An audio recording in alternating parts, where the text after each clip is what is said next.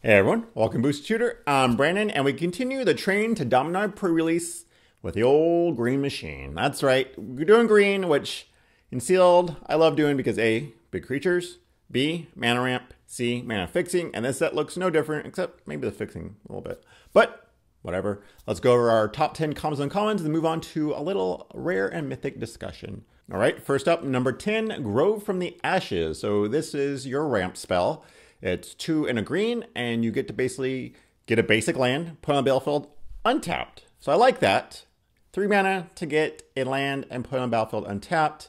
Is that worth it? I think I'd rather have a rampant growth where it's only 2 mana and it comes to play tapped, but has kicker of 2 more, so 5 total, and you get 2 lands untapped. So that's kind of cool. So maybe you could play that kicked and then have some extra mana to play something else. You know, not too bad. And it does help fix, so it's very nice if you're going 3 colors. So I like it for sealed. Draft, I don't think it's all that great. I mean, maybe if it's a slow enough format, but definitely in sealed, I think it's slow enough that you can get this and maybe even kick it to get like a really big creature, multiple creatures, or just help fix, whatever. So there you go. And number 9, Adventuresome Impulse. Now this card is only 1 green, so I love it because it lets you go through 3 cards and get either a creature or a land. So how often are you going to whiff with that? Not very often. If it's in your opening hand and you're like, ooh, I don't know if I should keep this because I don't know if I have enough mana. Like I only have 2.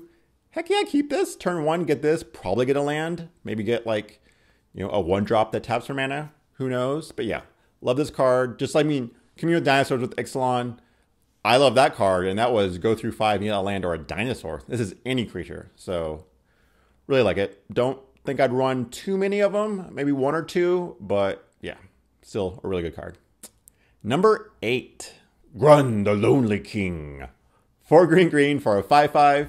Has kicker of 3. If you kick him, he gets 5 1/1 counters. And if he attacks alone, you double his power of toughness. Holy crap. Okay, so 6 mana for a 5/5. That's not great. The fact that it becomes a 10 when he attacks alone. Okay, I like that. Yeah, he can get chump blocked, but he is a threat. He will kill anything that blocks him almost. They have to pretty much deal with him. They can't really get hit by him, especially if you kick it. I mean, that's 20 damage right there. That wins you the game. So I like him because he has to be dealt with.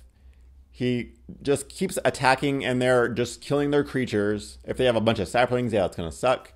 And that's the main thing I don't like about him is he has no evasion. He has no trample, no flying, anything like that. He's just a big dumb guy.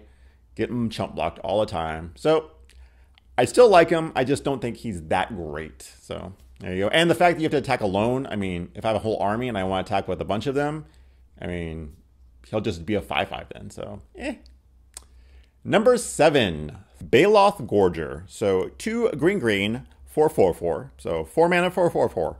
You'll play that. That's fine. That's awesome. I'll take that. But it has a plus side of kicker 4. So 4 generic. And when it's kicked, it enters the battlefield with 3 +1/+1 counters on it. So 8 mana for a 7/7, which doesn't sound exciting, but just the fact that you can play this earlier at 4 mana for 4/4, or later in the game as just a 8 mana 7/7, that's great. Like I'll take that, especially in sealed. I mean, it does have evasion, which kind of sucks, but sometimes, you know, late in the game, you just need a big beater or a really good blocker, and this will do the job. So yeah. Really good card. Doesn't look exciting, but gets work done. Number 6, Ancient Animus. All right, so basically it's Pounce, which is a good card. Instant removal for green. It's basically just a fight card. But if you have a legendary creature and use it on this, it gets a +1/+1 counter. So it's a really good Pounce. You're probably, you know, sometimes you're going to have a legendary creature. Not all the time, but it doesn't matter because this is pretty much green's only removal. And, you know, it's cheap. It's instant. You're going to play it no matter what. Green just makes big dumb creatures and, you know, can take out lots of things. Number 5, Yavimaya Sapherd. Not Shepherd, Sapherd. So this is 3 mana for a 2/2. It's not great. But when it comes to play, you make a 1/1 Sapherdling token.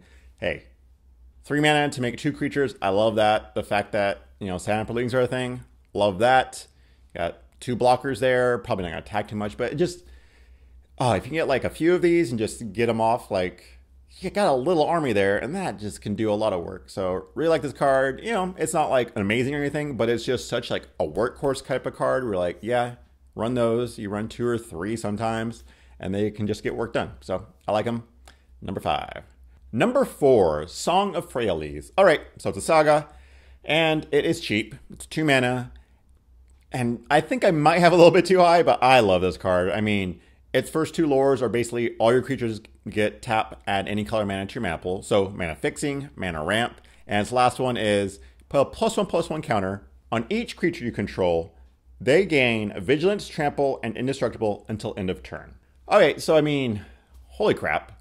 If you have just 2 creatures out and you play this, that's 2 extra mana right there for fixing and, you know, ramping. That means you're probably going to play more creatures. So next turn, you have even more stuff to get out. And then all those creatures are just going to get bigger, and you get a free attack because Vigilance, Trample, and, you know, Indestructible. I don't see the downside of this card, except if you don't have creatures. And yeah, of course, it's not going to be great. It's not going to be good at all.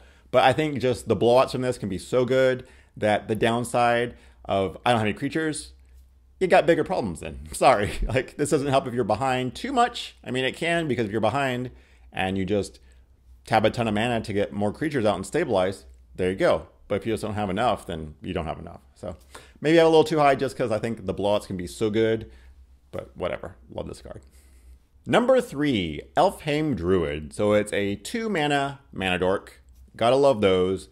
Has the upside of tap, add green to any spell that was kicked. So doesn't have to be for the kicker costs, just any spell that was kicked.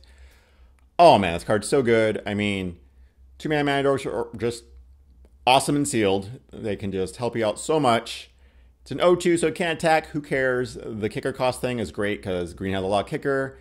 Kicker can get expensive, and this helps you a ton. Love this card. Would never cut it from any green deck. So good.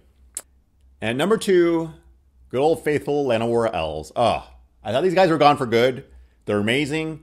They're, you know, cheap 1 mana dorks. Never thought I'd see those again. You run these in every green deck you get. You run multiples if you can. Turn 1 this, it's just like a blowout going to be, because you're just going to like, you're just going to be so far ahead. Oh man, I mean, this could easily be number 1, but I didn't want nostalgia to just like take over the number 1 spot, because I mean, Sarah Angel is there. This I was like, should this be number 1? Probably, but instead I went with our number 1 card is Untamed Kavu. So 2 mana for a 2/2. That's fine with Vigilance and Trample. Okay, weird. Kicker cost of 3. You get 3 1/1 counters. So it's a 5 mana 5/5 with a Vigilance and Trample. Holy crap. So, I mean, you run this in every green deck you can. You run multiples if you can. Anytime it comes down, it's kind of annoying and a threat. I mean, even if you drop it to 2, yeah, that's not that great, but you can still pump it. You still have ways to get counters on it. There's other spells, there's other ways. The fact that the flexibility is so good. Yeah, I love this card so much. I just can't wait to play with it. I think it's just amazing. Llanowar Elves, you're so close, and you might be number 1. It's really a toss-up between those 2, but yeah. So let's go into our rares and mythics talk. All right, first card I say you have to play. Territorial Allosaurus, is that right? 2 green for 5/5. Amazing stats. Kicker, 2 and a green. When it comes to play, it fights another creature. Holy crap. So, I mean, that's a little expensive, 7 mana, but late game, 7 mana, comes down, you do 5 damage to something, you're going to kill that creature. It's just going to take you so far ahead. You're going to have a creature down and take out one of theirs. You know, stalled board state and just gone right there. Love this card. Oh, double green. Might be a little hard to splash, but I mean, if you're green, there is fixing and stuff. So I don't know. Just amazing card. Always run that.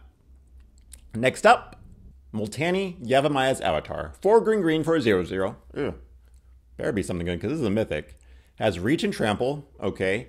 And gets +1/+1 for each land you control and each land in your graveyard. So the graveyard part doesn't matter too much. But I mean, right there, it's a 6/6 for 6 with a trample and reach. Holy crap. And then you can pay 1 in a green, return 2 lands you control to their owner's hand, return him from your graveyard to your hand. So yeah, I mean, this guy comes down, he's a beater, he's awesome. They kill him, goes to your graveyard. Guess what? I just gotta return 2 lands. I get him back. Like, holy crap. This This guy is so annoying. That's why it's a mythic. I understand, but yeah, you always run this card. It's amazing. Love it. And for the last one, I have Sylvan Awakening. 2 and a green for sorcery, and all your lands become 2/2 elemental creatures with reach, indestructible, and haste. They're still land. Okay, so that's a nice finisher. Pretty cheap. So you play this, your, let's say, 7 or 8 lands, because it's towards the end of the game, all become 2/2s. That helps you if you're behind, helps you if you're ahead, helps you out stalled board state. I mean, if you're behind, yeah, they don't stick around, but you can just attack and maybe win, take out some of their creatures, because your guys are indestructible and it don't matter. Like, I wish it was instant, because then you could, do defense, but that'd probably be pretty broken. But yeah, love this card. Would not cut from a green deck. It's just so cheap. Like, why not? Why wouldn't you? All right, let's move on to the cards I like, the maybes, and we will not be starting with the Legendary Sorcery. You'll find out later why. We will start off with the triple green card, Still Leaf Champion. So green, green, green for a 5/4. It can't be blocked by creatures with power 2 or less. Ooh.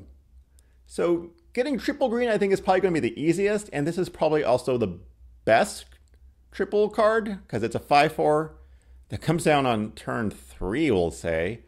Holy crap. And can't be chump blocked really. So wow, amazing. Like if this comes down turn 3, your opponent's gonna have a hard time coming back from that. Yeah, they could probably just removal spell, but still, such a good card. Would you run in every green deck? I think you might, but like I said, gotta make sure you're heavy green. That's why I'm always hesitant about these. If you're slashing green, of course not, don't. But green has the best fixing, so probably gonna be a lot easier than the other colors. All right. And next up we have Verdant Force. Okay, so I like this card. It's just really expensive. And it's triple green, which at 8 mana doesn't really matter too much, but it's 8 mana for an 8/8. But it does make an army slowly but surely. So every upkeep, you're making a sapling token. I mean, if you're behind, you put this down, you're going to slowly get some blockers, but it's only 1 per turn. So I don't know. I think sealed, this is pretty good. Next, we have the Mending of Dominaria. So I don't really know if the mana cost is worth it for this card because it doesn't do too much. Basically, you're just, 2 cards, get a creature from your graveyard to your hand. That's okay. You get that twice, so it's nice. But the last one all lands back to your hand. I mean, who really cares about that? I don't know if you run this card. I guess if you have a bunch of bomb creatures and you want to get them back because they're, probably going to die from removal or something. If someone has heavy removal, maybe you side this in or something.